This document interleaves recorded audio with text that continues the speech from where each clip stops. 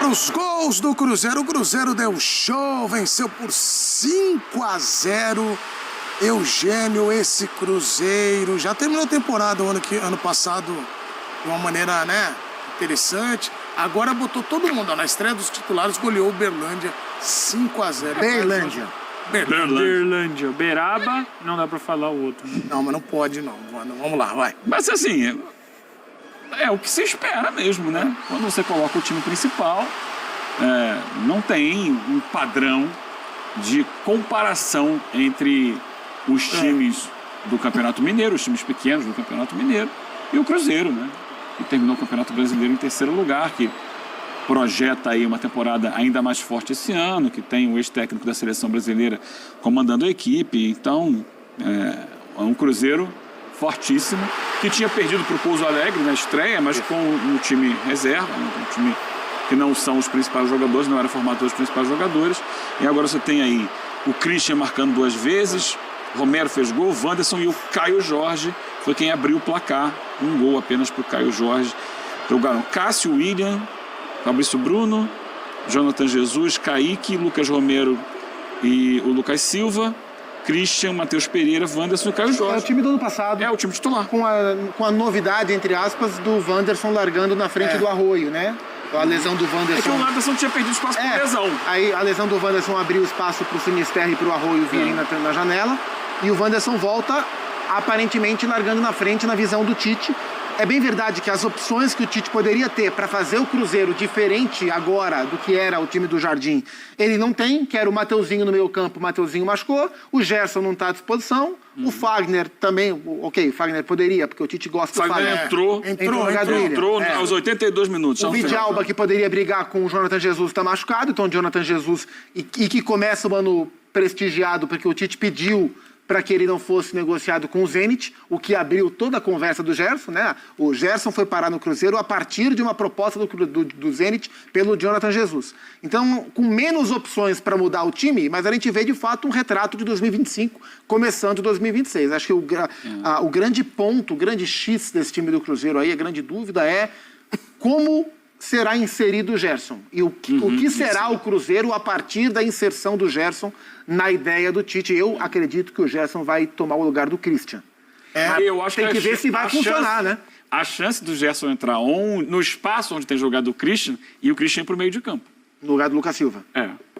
Lucas Silva, que era o capitão do time. Eu acho que não sai, mas assim, são possibilidades e tudo vai depender do funcionamento do time. Agora, para além do X que traz o Paco, acho que tem um Y ainda nessa questão do Cruzeiro, que é a possibilidade... O Y da questão. O Y da questão. O Y da questão. O grande problema hoje do Cruzeiro é contribuindo com a sociedade. O grande problema do Cruzeiro hoje é entender onde vai entrar um reforço que custou o que o Gerson custou. Você precisa encontrar uma maneira para ele jogar. Agora, a gente vai lembrar que na temporada passada o Cruzeiro também sofreu com falta de profundidade de elenco, muitas vezes, com o agravante de que o Cruzeiro não disputou nenhuma outra competição para além do Brasileiro, da Copa do Brasil. Teve a disputa da Sul-Americana, mas o Cruzeiro pouco ligou para a Sul-Americana e ainda assim passou uma vergonha, né? A gente não pode deixar de falar que foi uma vergonha a campanha do Cruzeiro na Copa Sul-Americana, que é um torneio importante, ainda que o Léo Jardim tenha falado que o lugar do Cruzeiro é na Libertadores, do qual eu concordo, mas se você está na Sul-Americana, faça um trabalho minimamente melhor do que foi feito na temporada passada. Então, assim, esse ano ele vai ter que se dividir entre Campeonato Brasileiro, Libertadores da América, que eu imagino que vai levar muito a sério, e a Copa do Brasil, que é uma possibilidade real de título para o Cruzeiro, porque o 11 titular é muito forte, tão forte quanto de Flamengo, de Palmeiras, Corinthians, enfim, esses times que têm 11 jogadores, ainda que o do Flamengo acho que esteja um ou dois degraus acima do resto. Então, eu acho que essa profundidade de elenco vai ser algo que o Tite vai ter que trabalhar. Tem que entender como o Cruzeiro vai conseguir fazer mais com os jogadores que tem, porque chegaram jogadores importantes e não saíram jogadores importantes, sim. Mas será que o Cruzeiro tem elenco suficiente para brigar pelas três? Gerson e o Chico da Costa. Certo? Exato. Mais alguém? Não, né? Não, acho que o grande reforço é o Fico, do Caio Jorge. Então, mas o elenco não aumentou. O goleiro tem dois, é isso? O Matheus, goleiro. O Matheus, mas que machucou já. Que machucou, exato. E o Cruzeiro, daqui a pouco a Nath Andrade vai chegar com a zona mista e você vai acompanhar as entrevistas ali, quem sabe até o técnico Tite com a gente, aqui depois do Cruzeiro vencer por 5-0. E o Caio Jorge marcando um gol. E já passa também um recado do tipo, ele não, porque o Zupac, quando o Flamengo vai, especulação em torno do menino, o cara vai. O Celso falou bem do fico do Caio Jorge, eu acho que é muito isso também. Ele deixa pra lá, faz o gol, tinha essa continua. Dúvida, como que o Caio ia assimilar todo esse momento. Enquanto o Cruzeiro negava as propostas do Flamengo e encerrava as negociações, eu conversei rapidamente com uma pessoa muito próxima ao Caio Jorge para tentar entender como é que ele está. E o que eu ouvia, o Caio está muito em paz. O Caio está muito em paz. Era isso que eu ouvia sistematicamente. E aí, então, logo o Cruzeiro encerra as conversas com o Flamengo, o Pedrinho renova o contrato do Caio Jorge.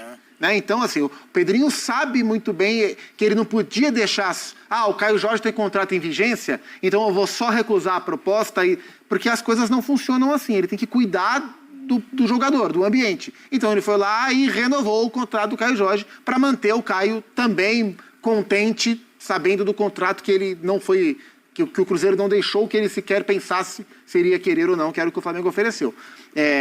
O Cruzeiro fez vários movimentos de fortalecimento. Os últimos movimentos que o Cruzeiro fez foram contratar o técnico das 2 últimas Copas do Mundo, contratar o executivo de futebol que era do Flamengo, manter o Caio Jorge negando 30 milhões de euros do Flamengo, renovar o contrato do Matheus Pereira, contratar o Gerson por 30 milhões de euros. São 5 movimentos que indicam o mesmo caminho.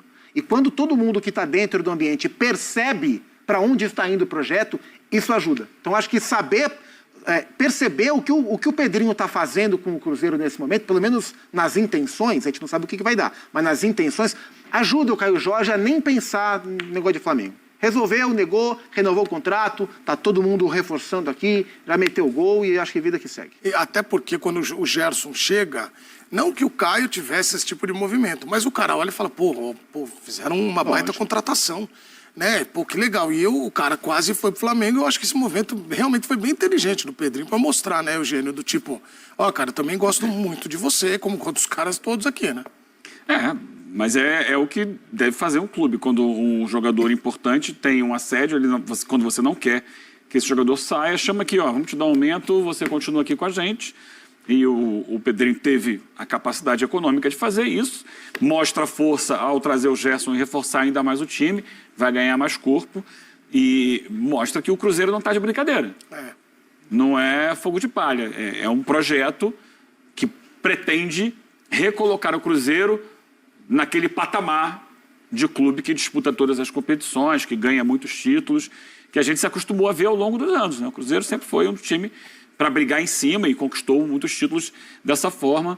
E esse passo é muito importante. A manutenção do Caio Jorge é como se fosse uma contratação. A renovação de contrato dele. Porque era enorme a chance dele sair. E a chegada do Gerson é, de fato, um reforço de muito peso. Ainda traz para a saída do Gabigol o Chico da Costa, que não é um jogador tão falado, mas que, quando entrar, ajuda. Costuma deixar o delezinho ali. Eu hoje, inclusive. Celso, a gente viu nos últimos tempos o Atlético Mineiro, o Galo, né, o Botafogo, o Fluminense. Aí a gente viu nos últimos tempos o Cruzeiro, todo mundo chegando para ir para a prateleira de Flamengo e Palmeiras. Só que alguns batem e vão ali. Todos.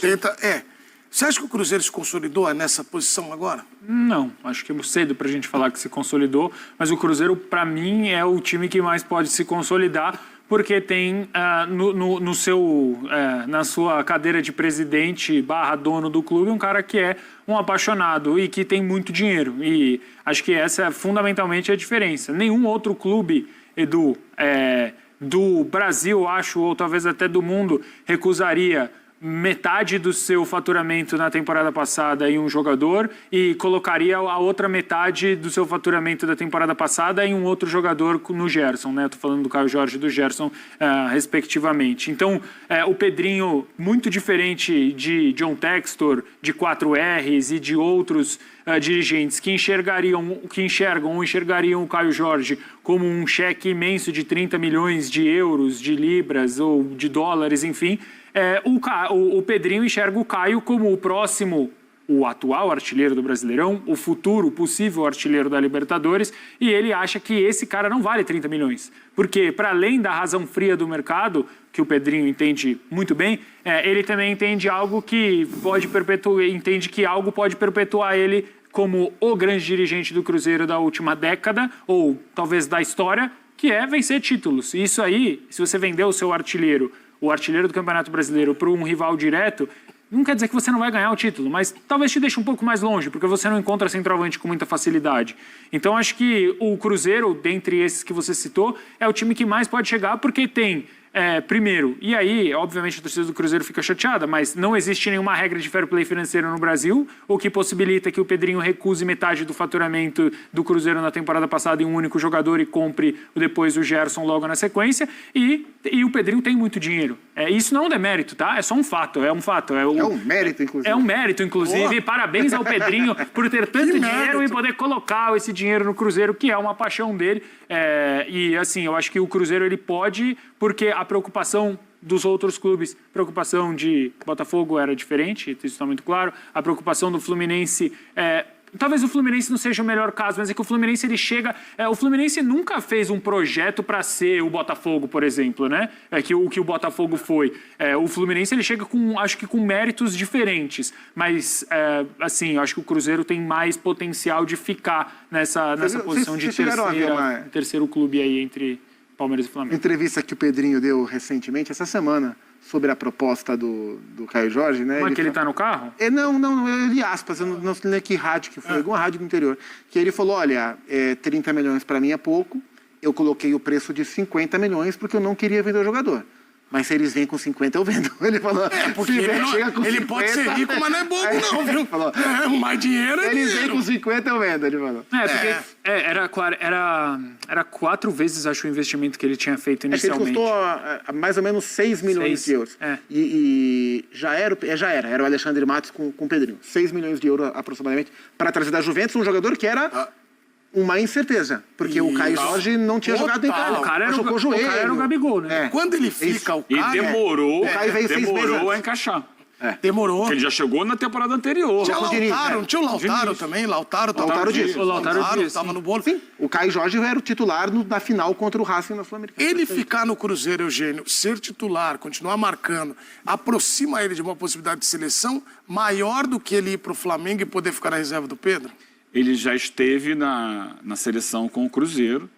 Eu, sinceramente, acredito, é claro que ficar trabalhando de suposição, que ele teria muitas chances de ser titular no Flamengo.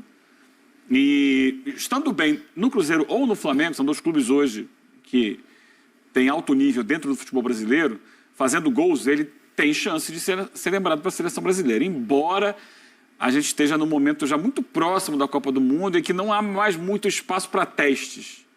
Acho que o Ancelotti meio que já olhou quem tinha que olhar. Por exemplo, na posição dele tem um jogador brasileiro que está voando na Inglaterra e que não foi chamado, o Igor Thiago. É o vice-artilheiro da Premier League. Mas você tem um Richarlison machucado, então abre espaço aí para alguém ser chamado na lista de março. Sim, mas é que tem tanto nome ali, né? Tem, mas você tem, por exemplo, o Paquetá jogando mais ou menos ali, como um segundo atacante também. E a função é diferente, né? Hoje, do que pede... acho que o Caio Jorge ele não é exatamente o Matheus Cunha, né? São funções diferentes hoje. O Matheus é muito mais um meia do que o centroavante. Exato. O Brasil não tem hoje o centroavante. Ele não tem hoje um cara... E eu não acho que o Caio Jorge seja esse jogador. Hoje que o Pedro poderia ser esse jogador, obviamente, se ele tiver 100%. O Igor, quem sabe, pode ser um cara que é um fazedor de gols, de fato. Ele disputa a posição com o Pedro na seleção. O Caio? Sim. Eu não sei se... o Richarlison falam muito do Pedro, mas aí eu acho que mais. Eu não vejo o Pedro nessa disputa, sinceramente. O Ancelotti já falou do Pedro, né? O Ancelotti... Eu só vejo o Pedro na disputa por ele ser um jogador que faz uma função que nenhum outro nome do Brasil faz. Pra mim, a disputa... Eu concordo com você, mas eu não a acho que partir do momento em que o Ancelotti já falou, assim, isso me chamou a atenção. Eu fui a uma convocação do Ancelotti só, né? Foram antes dos amistosos contra Coreia e Japão. E na coletiva, o Ancelotti, claro, falou sobre todos os jogadores convocados, Hugo Souza, sei lá mais quem que foi chamado, né? E o único jogador não convocado que ele citou foi o Pedro. Porque ele estava falando sobre centroavante, e aí eu não me lembro quais eram os atacantes da época, mas ele falou, olha... Não falou sobre o Neymar, não? Que sempre pergunta. No máximo, eu acho que nessa coletiva não teve Neymar. Acho que... Raríssimo. Raríssima. E aí ele estava falando sobre os atacantes, que podem fazer várias funções, mas que ele gostaria de observar em algum momento algum atacante que faça uma função mais específica, que é o centroavante mais dentro da área. E ele falou, como Pedro.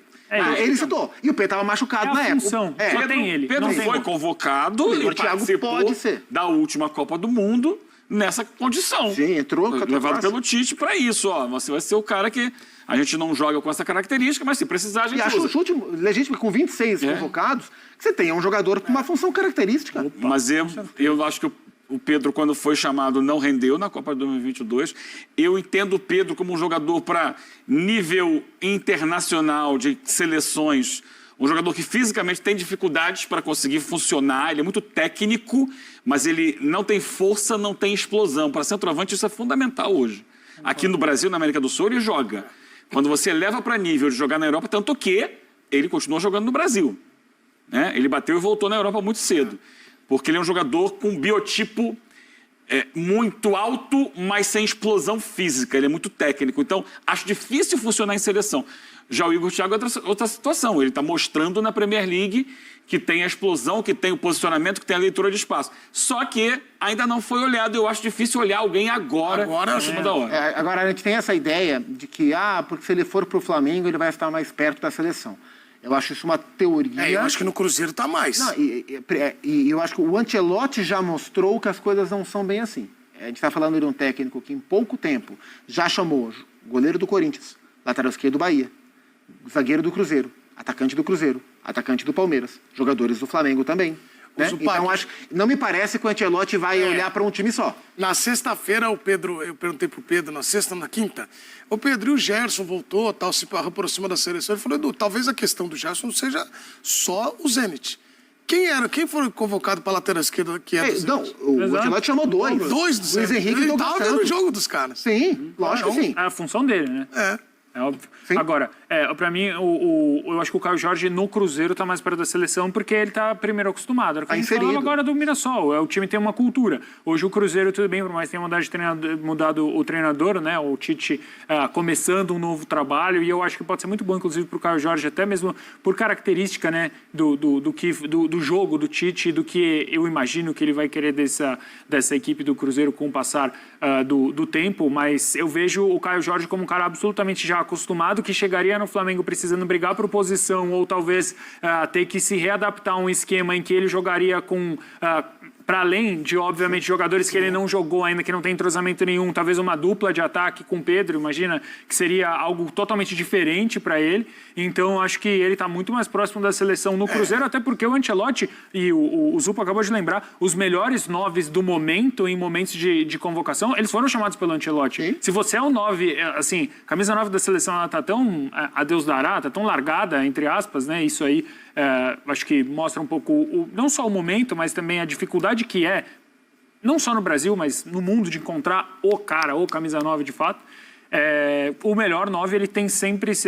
foi Vitor Roque, foi Caio Jorge, ainda não foi o Igor Thiago, mas imagino que possa ser em algum momento, porque o Igor Thiago está sendo muito falado. Então, assim, para o Caio Jorge nesse momento, para além da valorização, que também é maravilhoso para ele, e ele merece essa valorização, porque ele fez por merecer, acho que ele está mais próximo da seleção. Não acho que vai jogar, não acho que tem perigo do Caio Jorge ser titular na Copa, muito por conta da característica, e acho que hoje o Ancelotti não abre mão do que ele pensa, a saída em 3+2, um lateral que segura um pouco mais, o outro que dá mais profundidade, o 9 que não é 9, é 9,5, porque ele precisa construir para dar espaço para os pontos. Eu acho que isso ele não vai mudar faltando 6 meses para a Copa do Mundo. Mas o Caio pode estar no grupo, porque não são 26. E às vezes, infelizmente, tem lesão, as listas mudam o tempo inteiro. Ele tá na briga. Na briga ele tá. Vocês sabem que eu fico... e aí o outro personagem que hoje marcou muito nessa vitória, porque vibrou muito nos gols, foi o Tite. Ele vibrou. E eu acho que a gente precisa fazer aqui uma reflexão de como vai ser... É claro que é um exercício de futurologia, mas... Tite e Cruzeiro, o ambiente que tem o Cruzeiro, o nível de investimento, o jeito do Tite treinar, vocês acham que pode dar match? Hoje os jovens falam isso, Eugênio, match. Os jovens? Falam, deu match. Deu match é que deu ligação. Casou. Deu liga. Você sabe de onde vem isso, né? Você com certeza sabe de onde vem essa expressão. Deu match. Sim. de vários locais. Não, olha...